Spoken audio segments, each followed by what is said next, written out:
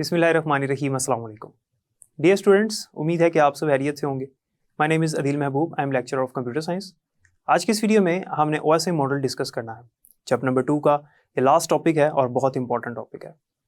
Networking की field का जो मोस्ट इंपॉर्टेंट टॉपिक है वो है OSI मॉडल। इसमें हम देखेंगे कि OSI मॉडल क्या होता है और इसकी कितनी लेयर्स हैं और ये लेयर्स कैसे काम करती हैं। तो चलते हैं लेक्चर की तरफ। स्टूडेंट्स, OSI मॉडल क्या होता है ये पढ़ने से पहले हम देखते हैं कि OSI मॉडल कब और किसने बनाया था। OSI ये जो वर्ड है इसकी फुल फॉर्म होती है ओपन सिस्टम इंटरकनेक्शन। इसको ISO वालों ने बनाया था, इंटरनेशनल ऑर्गेनाइजेशन स्टैंडर्ड। ये एक अदारा है जो कि इंटरनेशनल लेवल पर स्टैंडर्ड्स सेट करता है, स्टैंडर्ड्स तय करता है। आपको याद होगा जब हमने नेटवर्क स्टैंडर्ड्स पढ़े थे तो उनमें DJOR स्टैंडर्ड्स में कुछ गवर्निंग बॉडीज थी, उनमें हमने इसको पढ़ा था। इन्होंने OSI मॉडल बनाया था 1984 में। अब OSI मॉडल होता क्या है और इसको बनाने का मकसद क्या था। शुरू में जब नेटवर्क बना था तो दो कंप्यूटर्स जब आपस में रब्ता करते थे, डाटा कम्युनिकेशन होती थी। जब सेंडर से रिसीवर की तरफ मैसेज पास आउट होता था तो उसके लिए एक स्टैंडर्ड जो सेट था वो ओल्ड स्टैंडर्ड था। उसके अंदर बहुत सारे एक्शंस मैसेज के ऊपर परफॉर्म नहीं होते थे। यानी हमने मैसेज सेंड किया तो उसके ऊपर चंद एक्शंस परफॉर्म होने और मैसेज ने आगे सेंड हो जाना है।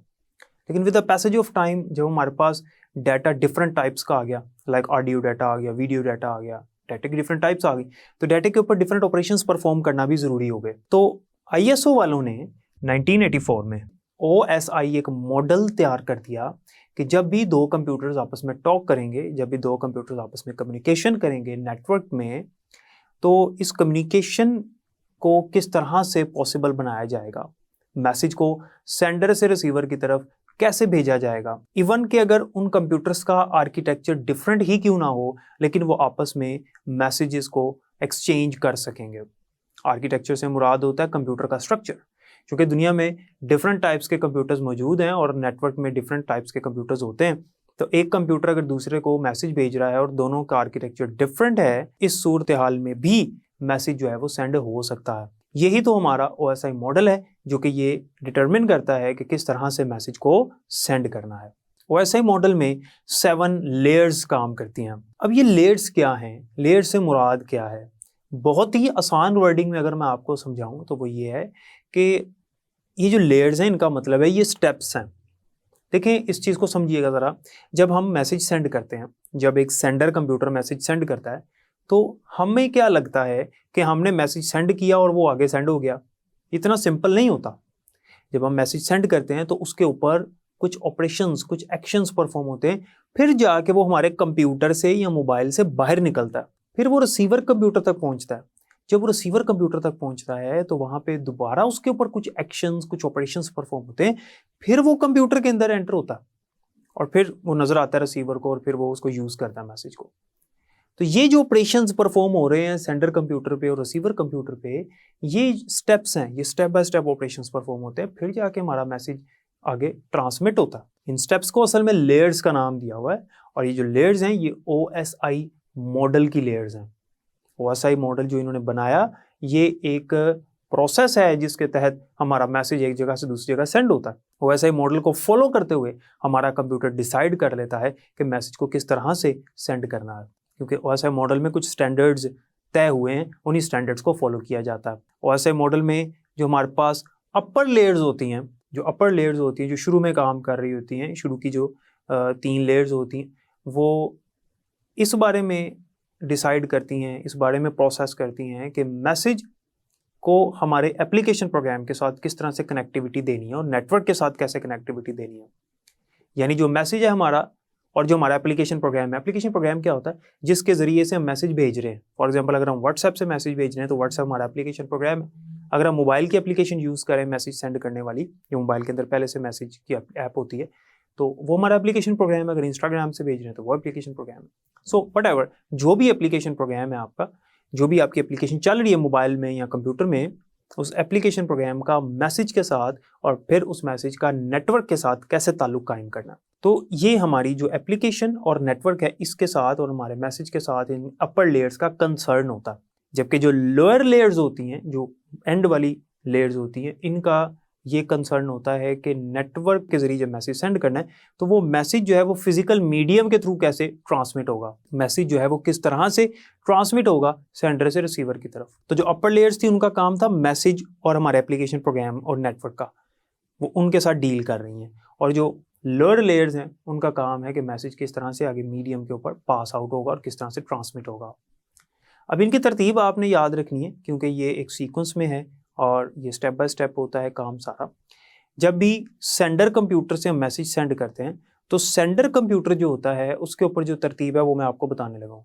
लेकिन जब यही मैसेज जाएगा रिसीवर कंप्यूटर पे तो रिसीवर कंप्यूटर पे यही OSI मॉडल जब फॉलो किया जाएगा तो वहाँ पर यही लेयर्स रिवर्स में काम करेंगी। तो पहले देखते हैं कि एप्लीकेशन लेयर जो है वो सबसे पहले काम करती है किसमें, सेंडर कंप्यूटर में। तो application layer is the top most layer when we transmit data in OSI model. तो OSI मॉडल में जो टॉप मोस्ट लेयर होती है वो कौन सी होती है, एप्लीकेशन लेयर होती है। एप्लीकेशन लेयर के बाद आती है प्रेजेंटेशन लेयर। ये सेंडर कंप्यूटर की तरतीब बता रहा हूं मैं आपको। एप्लीकेशन, उसके बाद प्रेजेंटेशन, उसके बाद सेशन लेयर नंबर 3 पे, नंबर 4 पे आती है ट्रांसपोर्ट लेयर, नंबर 5 पे आती है नेटवर्क लेयर, नंबर 6 पे आती है डाटा लिंक लेयर और नंबर 7 पे आती है फिजिकल लेयर। तो ये 7 लेयर्स थी जो कि एप्लीकेशन कंप्यूटर पे इस तरतीब से चलती हैं, यानी सेंडर कंप्यूटर पे जो सा कंप्यूटर एप्लीकेशन को यूज करते हुए मैसेज भेज रहा है वो सेंडर कंप्यूटर, एप्लीकेशन कंप्यूटर। और जब मैसेज सेंड हो जाएगा रिसीवर कंप्यूटर तक पहुंचेगा तो रिसीवर कंप्यूटर पे यही OSI मॉडल जब फॉलो किया जाएगा तो रिवर्स में ये लेयर्स काम करेंगी, यानी पहले फिजिकल लेयर, उसके बाद डाटा लिंक लेयर, उसके बाद network layer and so on, इस तरह से एप्लीकेशन लेयर तक। तो अब हम ये समझने लगे हैं कि ये लेयर्स कैसे काम करती हैं और रिसीवर कंप्यूटर पे कैसे रिवर्स में काम करेंगी। तो इस लेक्चर को ध्यान से समझना है। इस लेक्चर को समझने के बाद आपको पता चल जाएगा कि जब भी हम मैसेज भेजते हैं तो किस तरह से सेंड होता है। ऐसा नहीं है कि हमने सेंड किया तो वहाँ पे पहुँच गया बस, इतना सिंपल नहीं होता। इसके ऊपर डिफरेंट ऑपरेशंस, डिफरेंट लेयर्स काम करती हैं, डिफरेंट टाइप्स के प्रोटोकॉल्स काम करते हैं, फिर जाके मैसेज आगे पहुँचता है। तो सबसे पहले जब सेंडर कंप्यूटर पे सेंडर ने मैसेज लिखा, मैसेज टाइप किया किसी भी एप्लीकेशन प्रोग्राम को यूज करते हुए और उसने सेंड के बटन पे टैप कर दिया, क्लिक कर दिया, तो अब सबसे पहली जो लेयर वर्किंग में आएगी वो होगी एप्लीकेशन लेयर। एप्लीकेशन लेयर क्या काम करेगी, ये हमें सर्विसेज प्रोवाइड करेगी यूजर एप्लीकेशन को। वो एप्लीकेशन प्रोग्राम जिसके जरिए से मैसेज सेंड कर रहे हैं उसका हमारे नेटवर्क के साथ ताल्लुक कायम करेगी। एप्लीकेशन लेयर ये चेक करेगी कि हमारा नेटवर्क और एप्लीकेशन प्रोग्राम दोनों ठीक हैं, दोनों दुरुस्त हैं और हमारा जो यूजर कम्युनिकेशन है नेटवर्क के साथ क्या वो कायम है। ये हमारी एप्लीकेशन लेयर का काम है।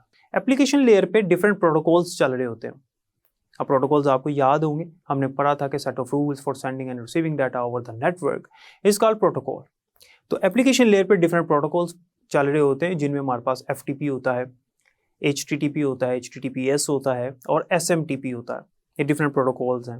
ये जो FTP है फाइल्स ट्रांसफर प्रोटोकॉल आप पहले पढ़ चुके हैं। इस तरह से HTTP है हाइपर टेक्स्ट ट्रांसफर प्रोटोकॉल या hyper text transfer protocol secure, S stands for. और जो SMTP होता है सिंपल मेल ट्रांसफर प्रोटोकॉल। ये डिफरेंट प्रोटोकॉल्स चलते हैं एप्लीकेशन लेयर के ऊपर। एप्लीकेशन लेयर जब ये काम कर लेती है यूजर एप्लीकेशन और नेटवर्क की कनेक्टिविटी चेक कर लेती है कि नेटवर्क और एप्लीकेशन प्रोग्राम दोनों ठीक हैं, बिल्कुल मैसेज पास आउट हो सकता है। ये काम करने के बाद एप्लीकेशन लेयर मैसेज को ट्रांसमिट कर देती है नेक्स्ट लेयर को, and the next layer is presentation layer.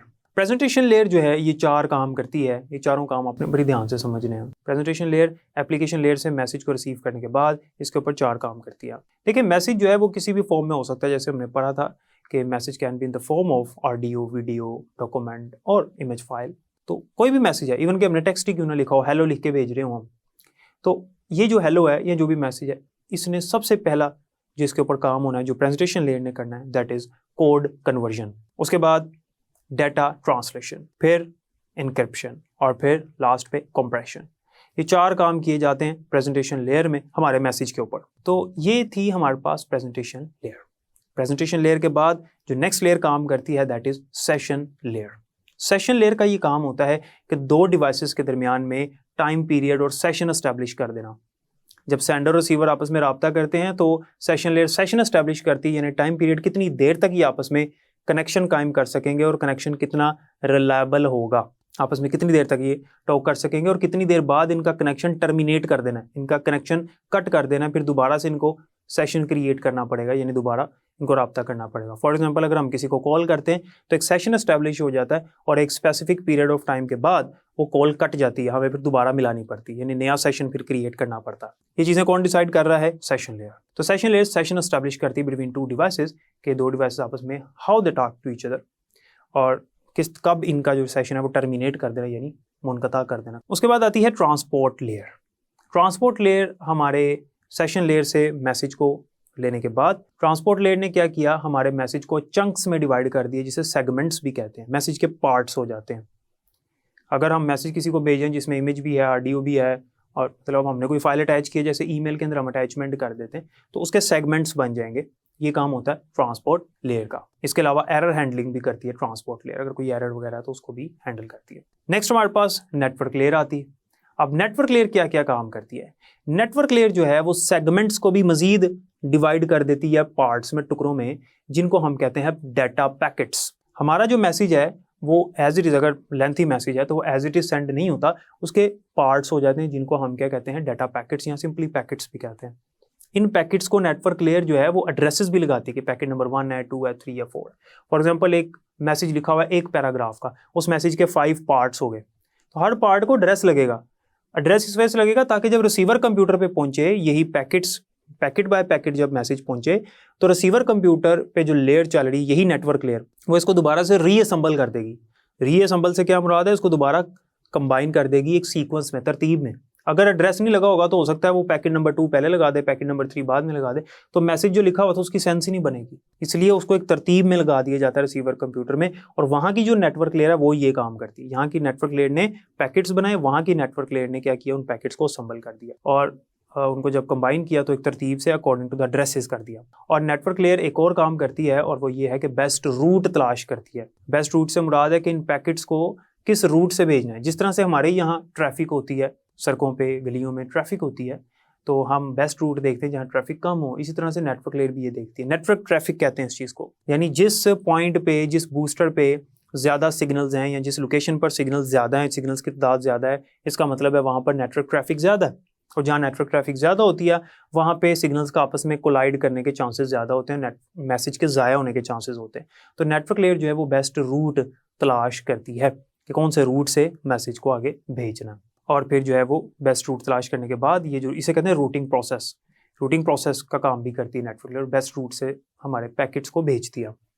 ज़रूरी नहीं है कि एक ही रूट से सारे पैकेट्स जाएँ, डिफरेंट रूट से भी पैकेट्स जा सकते हैं। उसके बाद नेक्स्ट आती है डाटा लिंक लेयर।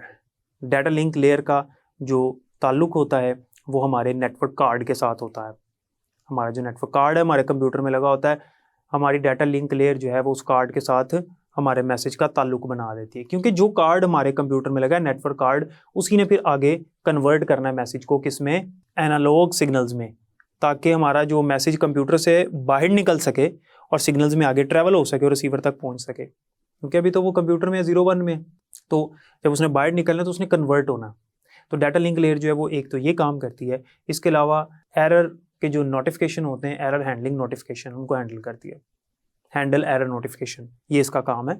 यानी जो एरर अगर कोई आ गया है तो उसका नोटिफिकेशन शो करना है सेंडर कंप्यूटर को कि भाई आपके मैसेज में ये प्रॉब्लम है, आपके मैसेज में ये एरर है, तो वो डाटा लिंक लेयर हमें बता देती है। अगर तो सब कुछ सक्सेसफुली हो जाता है, जो हमारा नेटवर्क कार्ड है उसके साथ कम्युनिकेशन सक्सेसफुली कायम हो जाता है, तो फिर नेक्स्ट लेयर जो काम करती है वो है लास्ट पे फिजिकल लेयर। फिजिकल लेयर का ये काम होता है कि हमारे मैसेज को कन्वर्ट करवाना किसके अंदर? एनालॉग सिग्नल्स के अंदर, ताकि वो आगे मैसेज मोबाइल से बाहर निकल सके या कंप्यूटर से बाहर निकल सके। तो ये जो 7 काम हुए हैं, ये मैसेज के ऊपर जो एक्शंस परफॉर्म हुए हैं, ये कंप्यूटर के अंदर रहते हुए हैं। कंप्यूटर के अंदर ही था अभी हमारा मैसेज। एट द एंड जब फिजिकल लेयर ने काम किया, फिर मैसेज हमारा कंप्यूटर से बाहर निकला और फिर वो आगे सेंड हुआ। अब जब ये मैसेज पहुंच जाएगा रिसीवर कंप्यूटर पे, तो वहां पे सबसे पहले कौन सी लेयर काम करेगी? रिवर्स में फिजिकल लेयर। क्योंकि वहां की जो फिजिकल लेयर है उसने हमारे मैसेज को कन्वर्ट करना है दोबारा से डिजिटल सिग्नल्स के अंदर। जब मैसेज रिसीवर कंप्यूटर के अंदर आ जाएगा, फिर बाकी लेयर्स काम करेंगी एंड सो ऑन। इस तरह से वो फिर सारा जो हमारी डाटा लिंक लेयर है उसने जो है वो नेटवर्क कार्ड से मैसेज लिया, फिर आगे नेटवर्क लेयर को दिया, उसने पैकेट्स को दोबारा असेंबल किया, एड्रेसेस के मुताबिक मैसेज को जोड़ दिया।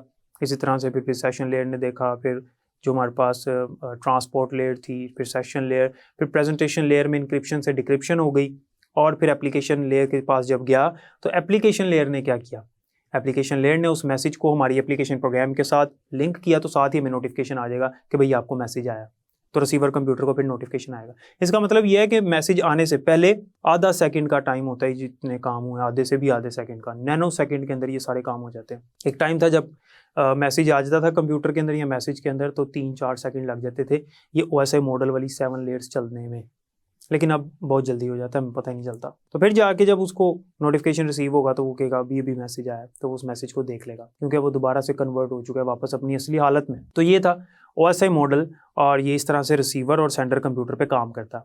उम्मीद है कि इसकी समझ आ गई होगी।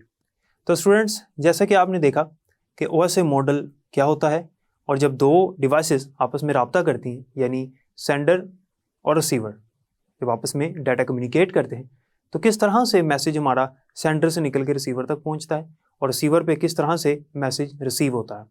उसके लिए हमने जो मॉडल पढ़ा वो OSI मॉडल था और हमने देखा कि इसके अंदर जो 7 स्टेप्स हैं यानी जो 7 लेयर्स हैं वो किस तरह से काम करती है। हर लेयर जो है वो किस तरह से प्रोसेस होती है और हमारे मैसेज के ऊपर कौन कौन से ऑपरेशंस परफॉर्म करती है। तो अब आपको उम्मीद है कि OSI मॉडल क्लियर हो गया होगा। बुक्स एक दफ़ा रीड कीजिएगा, मज़ीद क्लियर हो जाएगा।